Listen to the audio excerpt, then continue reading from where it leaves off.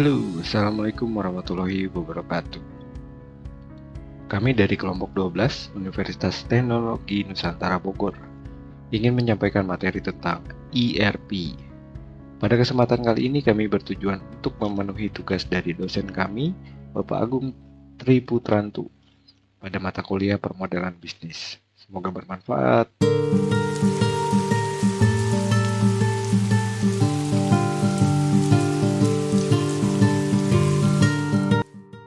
Definisi Enterprise Resource Planning atau ERP. ERP singkatan dari 3 elemen kata, yaitu enterprise atau perusahaan atau organisasi, lalu resource untuk sumber daya, dan terakhir planning, perencanaan. 3 kata ini mencerminkan sebuah konsep yang berujung kepada kata kerja, yaitu plan, yang berarti bahwa Enterprise Resource Planning atau ERP menekankan kepada aspek perencanaan. Enterprise Resource Planning juga adalah sebuah sistem informasi perusahaan yang dirancang untuk mengkoordinasikan semua sumber daya, informasi, dan aktivitas yang diperlukan untuk proses bisnis lengkap. Sistem ERP didasarkan pada database pada umumnya dan rancangan perangkat lunak modular. Nah, jadi definisi umum dari ERP adalah suatu konsep untuk melakukan perencanaan dan pengelolaan sumber daya perusahaan, yakni dalam bentuk paket aplikasi program integrasi dan multimodul yang dibuat untuk melayani dan mendukung berbagai fungsi dalam perusahaan, menjadikan pekerjaan menjadi lebih efisien dan bisa memberikan pelayanan lebih untuk konsumen, yang di akhir bisa mendapatkan nilai tambah dan memberikan laba maksimal untuk seluruh pihak yang memiliki kepentingan atau perusahaan. Gimana definisi dari ERP? Pokoknya syarat terpenting dari sistem ERP ini adalah integrasi. Integrasi yang menggabungkan berbagai kebutuhan pada satu software dalam satu logical database. Jadi semua orang, semua departemen bisa berbagi informasi dan berkomunikasi secara real time.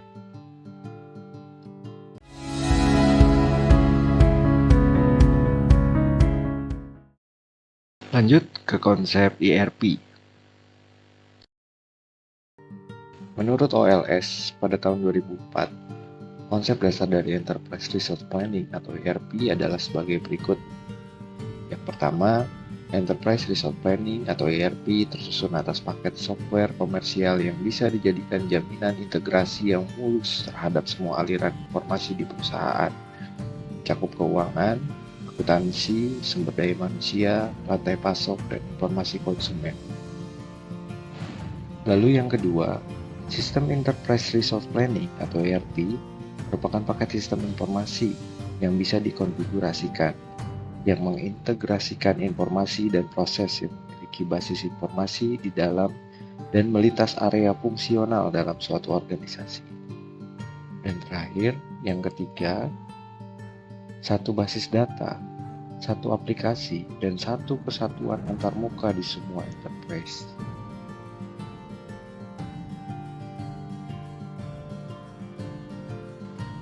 Nah, di gambar ini konsep ERP agak kelihatan lebih jelas ya, di mana sentral database bisa diakses sama banyak departemen sehingga memudahkan komunikasi secara real time.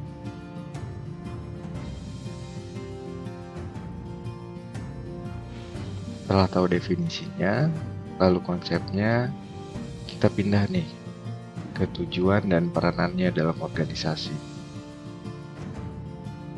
Tujuan sistem ERP adalah untuk mengkoordinasikan bisnis organisasi secara keseluruhan. ERP merupakan software yang ada dalam organisasi perusahaan untuk 1. Otomatisasi dan integrasi banyak proses bisnis. 2. Membagi database yang umum dan praktek bisnis melalui enterprise. 3. Menghasilkan informasi yang real time. 4. Memungkinkan perpaduan proses transaksi dan kegiatan perencanaan.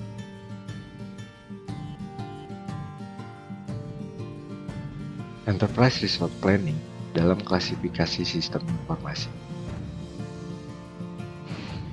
Pada klasifikasi sistem informasi, mari kita ilustrasikan ini sebagai sebuah piramida di mana di bagian bawahnya itu ada TPS atau Transaction Processing System.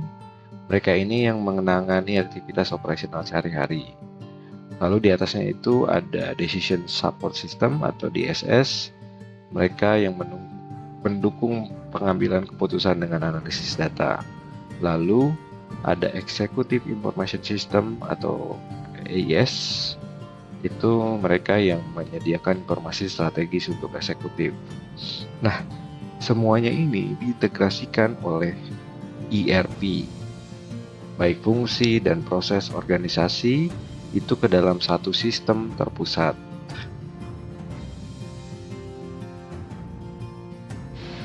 Mari kita lanjut ke apa sih kekuatan ERP itu. Nah, konsep ERP itu bisa jalan dengan baik jika didukung dengan seperangkat aplikasi dan infrastruktur komputer, baik itu softwarenya maupun hardwarenya, sehingga pengelolaan data dan informasi dapat dilakukan dengan mudah dan terintegrasi. Di gambar ini tuh nunjukin konsep sistem yang terdiri dari beberapa komponen dengan interaksi atau interrelasi di antara mereka.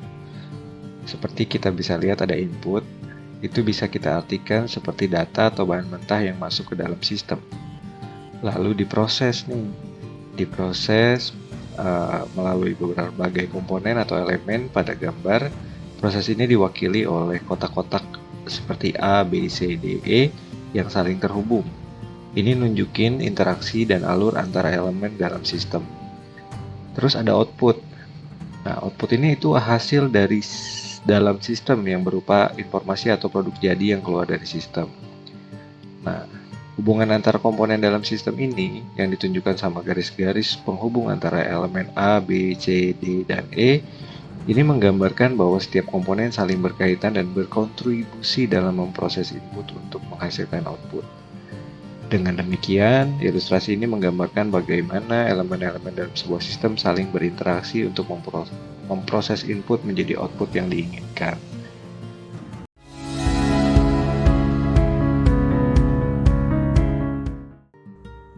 Evolusi aplikasi Enterprise Resource Planning atau kita sebut ERP mempunyai beberapa tahap, yaitu tahap pertama, Material Rekrut Planning, merupakan cikal bakal dari Enterprise Resource Planning dengan konsep perencanaan kebutuhan material. Tahap kedua, Closed Loop Material Rekrut Planning, merupakan sederetan fungsi dan tidak hanya terbatas pada Material Rekrut Planning, terdiri atas alat bantu, penyelesaian masalah prioritas, dan adanya rencana yang dapat diubah atau diganti jika diperlukan.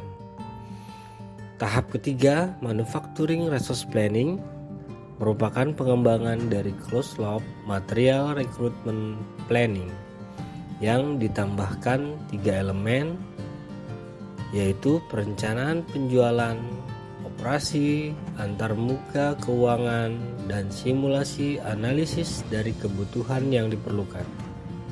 Tahap keempat, Enterprise Resource Planning, merupakan perluasan dari Manufacturing Resource Planning, yaitu perluasan pada beberapa proses bisnis, diantaranya integrasi keuangan, rantai pasok, dan meliputi lintas batas fungsi organisasi, dan juga perusahaan dengan dilakukan secara mudah. Tahap kelima, Extended Enterprise Resource Planning, merupakan perkembangan dari Enterprise Resource Planning yang diluncurkan tahun 2000 serta lebih kompleks dari Enterprise Resource Planning sebelumnya. Jadi itu adalah evolusi aplikasi Enterprise Resource Planning. Berikut adalah gambaran evolusi aplikasi Enterprise Resource Planning. Mungkin bisa dilihat ada beberapa bagian pengembangan dari evolusi tersebut. Modul-modul standar yang biasanya terintegrasi di dalam satu sistem enterprise resource planning setidaknya mencakupi dan mempunyai poin-poin seperti keuangan, logistik, sumber daya manusia, bisnis proses, rantai pasokan atau supply chain management, dan dukungan e-commerce.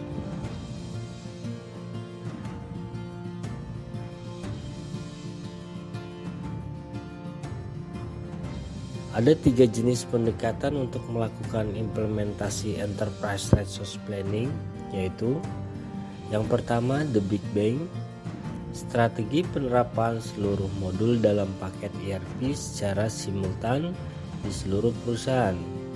The Big Bang mempunyai kelebihan seperti hanya memerlukan sedikit interface antara sistem lama dan sistem baru. Yang kedua, sangat efisien dan dari segi waktu dan hasilnya optimal.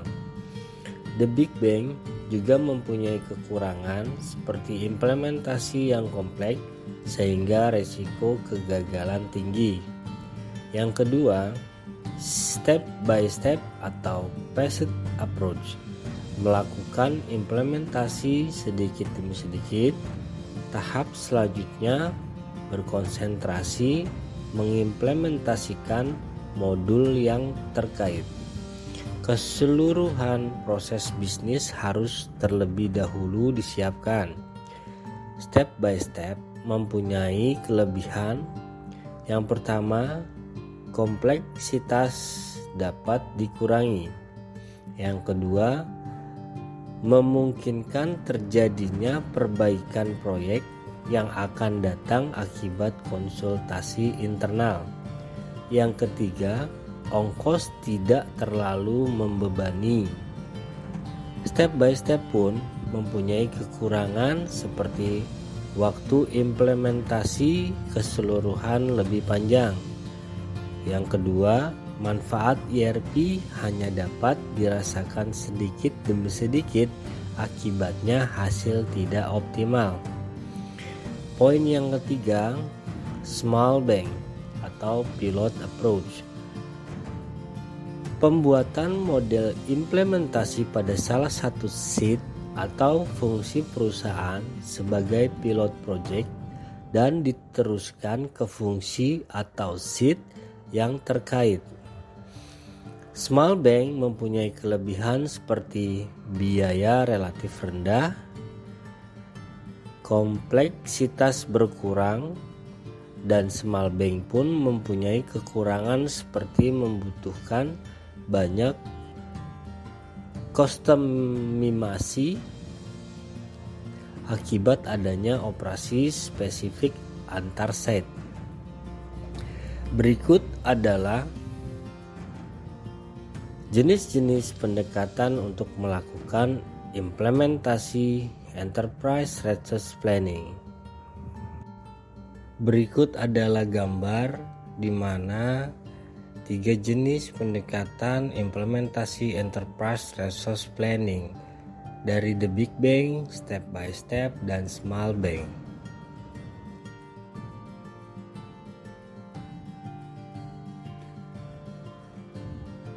Implementasi enterprise resource planning pun mempunyai 2 poin, yaitu keuntungan dan kelemahan. Poin pertama adalah keuntungan implementasi enterprise resource planning. Enterprise resource planning mempunyai keuntungan seperti integrasi antara area fungsional yang berbeda untuk meyakinkan komunikasi, produktivitas, dan efisiensi yang tepat. Lalu rancangan perekayasaan, pelacakan pemesanan dari penerimaan sampai fulfillment, mengatur saling ketergantungan dari proses penagihan material yang kompleks, pelacakan 3 cara yang bersesuaian antara pemesanan, pembelian, penerimaan inventory, dan pembiayaan. Dan yang terakhir dari keuntungan adalah akuntansi untuk keseluruhan tugas, melacak pemasukan, biaya, dan keuntungan pada level inti. Implementasi Enterprise Resource Planning mempunyai kelemahan, yaitu keterbatasan kontaminasi dari perangkat lunak Enterprise Resource Planning. Sistem ERP sangat mahal. Perekayasaan kembali proses bisnis untuk menyesuaikan dengan standar industri yang telah dideskripsikan oleh sistem Enterprise Resource Planning dapat menyebabkan hilangnya keuntungan kompetitif. Selanjutnya, Enterprise Resource Planning sering terlihat terlalu sulit untuk beradaptasi dengan alur kerja dan proses bisnis tertentu dengan beberapa organisasi. Selanjutnya, sistem dapat terlalu kompleks jika dibandingkan dengan kebutuhan dari pelanggan. Dan yang terakhir adalah data dalam sistem ERP berada dalam satu tempat, contohnya pelanggan, data keuangan. Hal ini dapat meningkatkan risiko hilangnya informasi sensitif jika terdapat pembobolan sistem keamanan.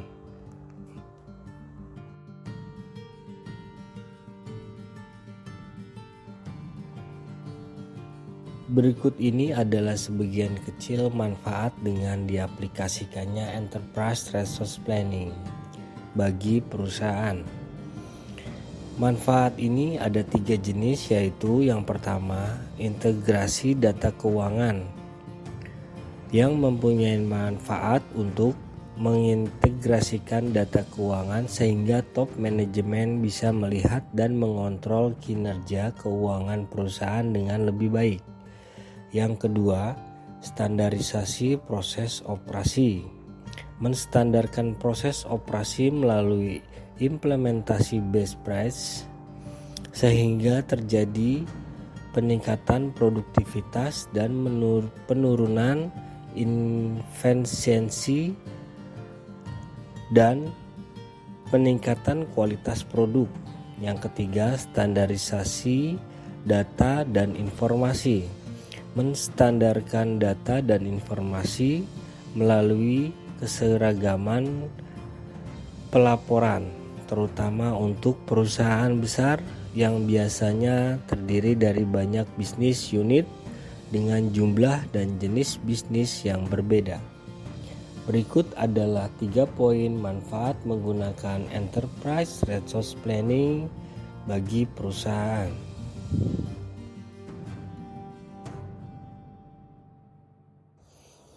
Tips memilih Enterprise Resource Planning. Berikut adalah beberapa tips bagaimana cara memilih Enterprise Resource Planning yang sesuai bagi perusahaan. Yang pertama, knowledge dan experience. Yang kedua, seleksi metodologi. Yang ketiga, analisa strategi bisnis. Yang keempat, analisa people. Yang kelima, analisa software. Berikut beberapa software Enterprise Resource Planning yang saat ini beredar, baik yang berlisensi maupun open source. Yang pertama, SAP. Yang kedua, GDA. Yang ketiga, BAAN. Yang keempat, MFG Pro. Yang kelima, Pro10. Yang keenam, Compare. Yang ketujuh, Adempire. Berikut adalah software Enterprise Resource Planning yang saat ini beredar. Ya, gimana nih soal pembahasan kita tentang ERP? Semoga bisa bermanfaat ya untuk teman-teman. Koreksi dari teman-teman akan membantu kami untuk belajar lagi. Jangan lupa komen ya. Terima kasih.